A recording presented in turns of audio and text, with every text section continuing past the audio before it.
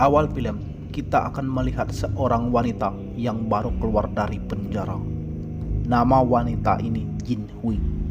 Jin Hui baru bebas dari penjara karena menikam seseorang dengan pisau dan dihukum 1 tahun penjara. Pekerjaan Jin Hui selama ini adalah bodyguard karena keahlian Jin Hui adalah seorang ahli bela diri.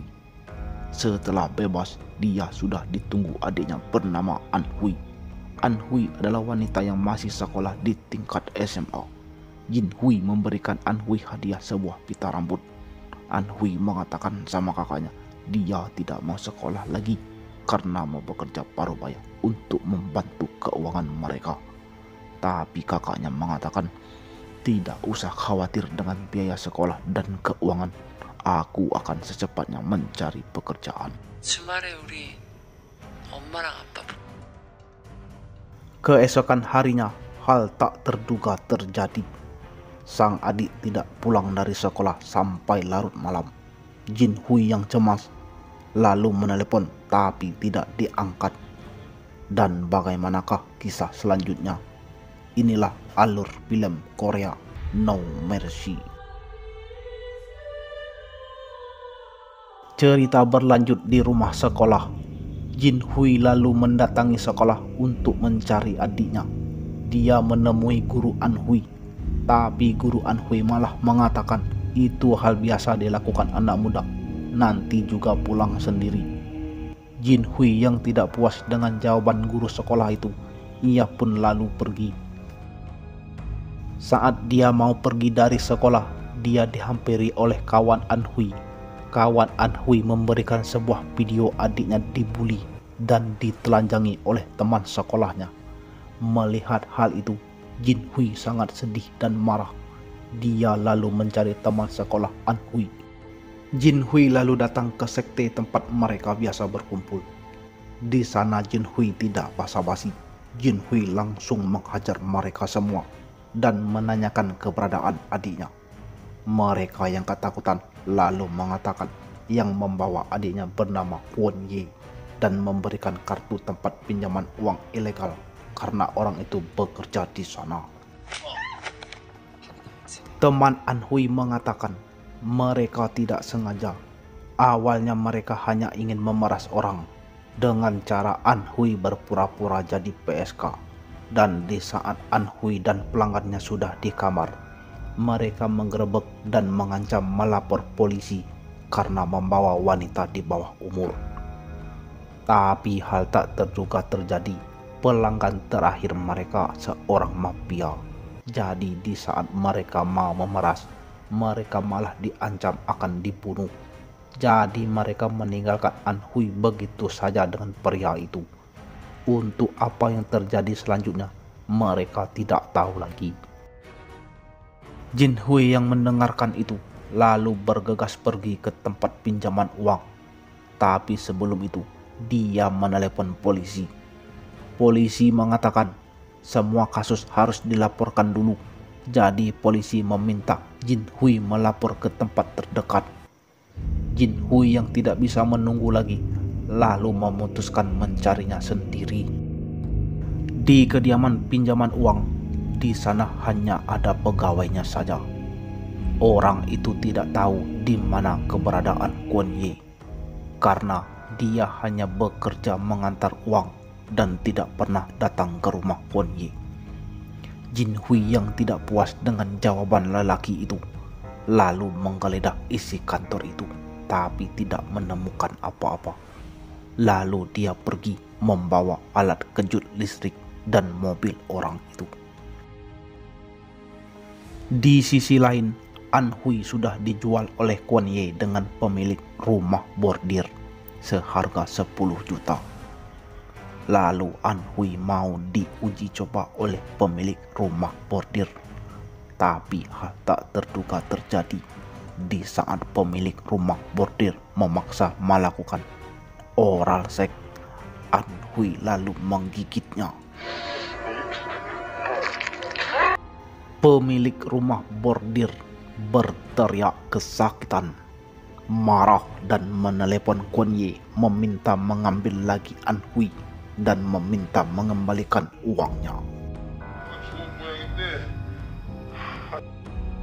Cerita berlanjut dengan Jin Hui. Jin Hui yang terus mencari keberadaan Kwon Ye akhirnya menemukan mobil Kwon Ye di parkiran hotel. Dia lalu menunggu Kwon Ye keluar. Setelah Kwon Ye keluar, dia mengikuti Kwon Ye lalu menabrakkan mobilnya ke mobil Kwon Ye. Kwon Ye yang terkejut lalu turun, namun dia langsung dihantam sama alat kejut listrik oleh Jin Hui.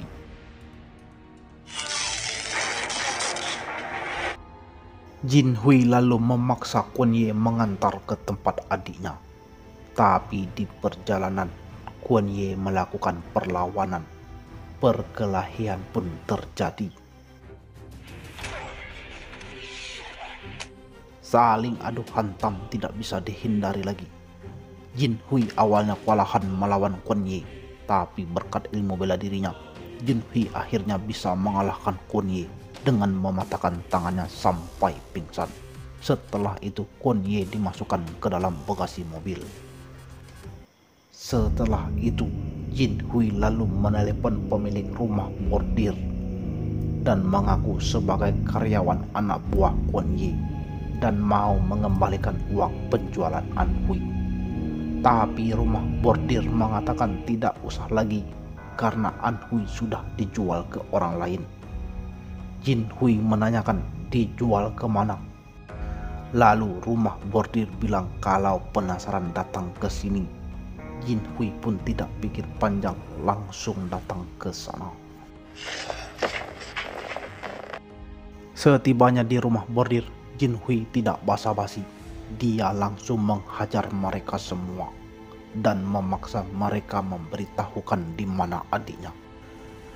Mereka yang sudah babak belur lalu mengatakan An Hui tidak dijual. Mereka sebelumnya meminta dia menelepon keluarganya untuk menebus An Hui, tapi tidak ada yang mengangkat. Lalu dia menelepon ke supermarket dan diangkat oleh orang tua bernama Parhu. Tapi yang datang ke sini untuk menebusnya seorang anak muda dengan setelan jas.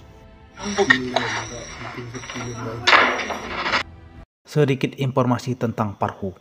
Parhu adalah tetangga An Hui. Dia mempunyai supermarket tempat An Hui sering berbelanja. Dan kebetulan selain nomor kakaknya, dia juga hafal nomor supermarket. Sekarang kita lanjut lagi ke cerita.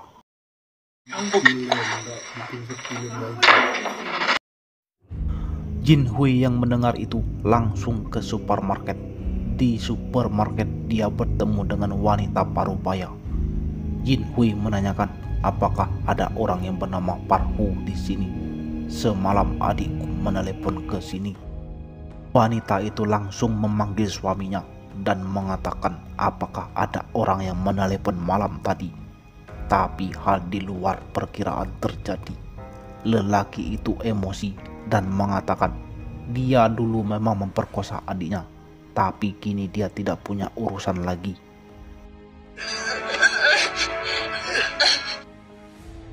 Mendengar itu, Jin Hui seperti tersambar petir. Spontan saja dia menghajar Parhu sampai babak belur. Parhu yang kesakitan lalu mengatakan semalam memang ada An Hui menelepon, tapi dia menyambung teleponnya ke pemilik studio foto. Jin Hui yang masih emosi lalu menghantam tangan Parhu dengan pintu sampai patah. Setelah itu dia pergi ke studio foto. Sesampainya di studio foto, dia melihat foto adiknya dan menanyakan apakah kamu masih ingat dengan siswi ini. Tapi jawaban lelaki itu sangat bertele-tele. Jin Hui pun tidak basa-basi lagi. Dia langsung menghantam foto itu ke kepala lelaki itu dan menghajarnya. Jin Hui mengatakan, Parhu bilang kamu dulu memperkosa adikku. Dan Parhu bilang malam tadi adikku menelepon dan menyambungkannya kepadamu. Lelaki itu pun berteriak kesakitan.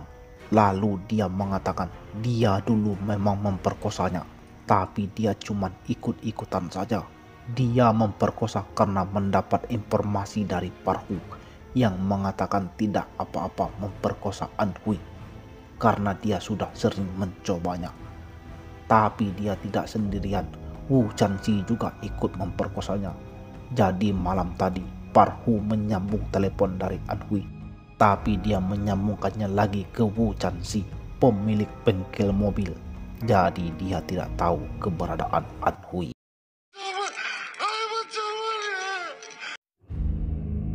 Jin Hui pun lalu pergi ke bengkel mobil. Sesampainya di bengkel mobil, Jin Hui lalu mengambil palu dan langsung menghantam tangan Wu Chanxi. Wu Chanxi pun seperti cacing berteriak kesakitan. Jin Hui lalu menanyakan, "Kamu menerima telepon dari studio foto. Sekarang di mana keberadaan adikku An Hui?" Wu Chanxi yang berteriak kesakitan mengatakan kalau dia tidak tahu apa-apa. Dia hanya menyambung telepon dengan Park Ying Chun, ketua partai politik Demokrat Korea. Mendengar itu, Jin Hui langsung sedih karena Park Ying Chun lah yang menyebabkan dirinya masuk penjara.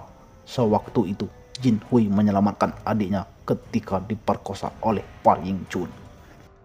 Ternyata Wu Chanxi pernah memperbaiki mobil Park Ying Chun, dan ketika Wu Chanxi memperkosa An Hui, kebetulan di dalam mobil Park Ying Chun yang dititipkan di bengkelnya. Tapi Wu Chanxi lupa membawa celana dalam An Hui dan tertinggal di dalam mobil Park Ying Chun. Mengetahui itu, Park Ying Chun pun ikut memperkosa An Hui. Tapi sialnya, ketika Park Ying Chun mau memperkosa An Hui, dia sudah diketahui oleh Jin Hui, lalu menikam di bagian mata Park Ying Chun. Dan ternyata Park Ying Chun masih menyimpan dendam kepada Jin Hui.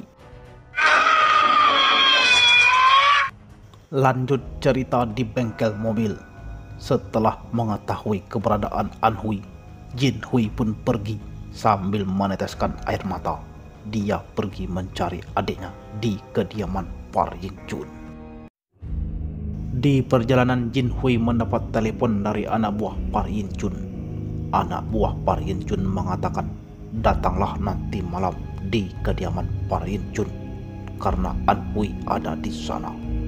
Setelah mendapat informasi itu, Jin Hui pergi ke rumah sakit untuk mengobati luka pada tubuhnya, dan dia juga menyiapkan peralatan dan persiapan untuk bertempur nanti malam.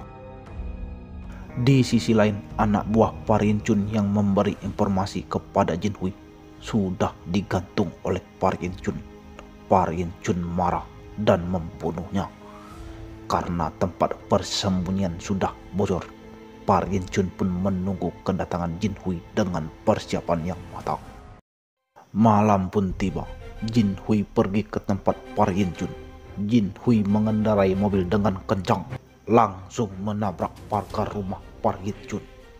Park Ying Chun yang menunggu pun terkejut karena Jin Hui langsung mengarahkan mobilnya ke arah mereka. Setelah menabrak mereka, Jin Hui pun turun dari mobil dan pertempuran pun terjadi. Di pertempuran ini, Jin Hui kewalahan melawan mereka semua, tapi berkat tekad dan semangat untuk menyelamatkan adiknya, semangat juang Jin Hui pun membara, dan akhirnya dia bisa mengalahkan mereka semua. Setelah berhasil mengalahkan anak buah Park Ying Chun, dia langsung berlari mencari adiknya. Tapi betapa terkejutnya dia melihat adiknya terkapar di atas sofa dengan noda darah di wajah An Hui. Jin Hui yang marah lalu bertarung dengan Park Ying Chun, penuh dengan aura untuk membunuh. Setelah melumpuhkan Park Ying Chun, Jin Hui terus-menerus menghantam wajah Park Ying Chun tanpa henti sampai dia kehabisan tenaga. Setelah itu, dia bergegas mendatangi An Hui dan memeluknya. Sambil mengingat janjinya kepada An Hui, kalau dia akan selalu menjaga adiknya. Di dalam mobil, air mata Jin Hui pun tidak henti-hentinya keluar, penuh dengan penyesalan dan kekecewaan pada diri sendiri karena gagal menepati janji kepada An Hui. Dan setelah itu, film pun tamat. Terima kasih sudah menonton sampai dengan selesai. Bila ada kesalahan dalam ucapan atau kata, saya mohon maaf. Dan kepada Tuhan saya mohon ampun. Sekian, terima kasih.